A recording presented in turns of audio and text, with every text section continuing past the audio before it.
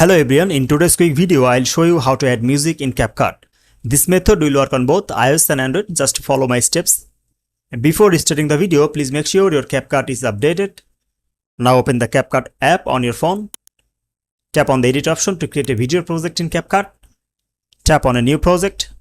Select the video to which you would like to add music. Tap on add. From the bottom of the screen, tap on audio. Tap on the sounds option. At this point, you see some categories of music like block, spring and love. There is also some recommended music.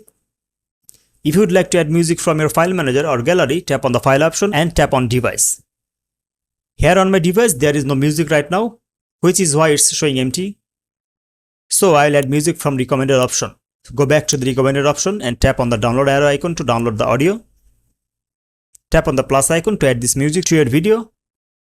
Here it is. We have just added music to your video project in CapCut. Thank you for watching.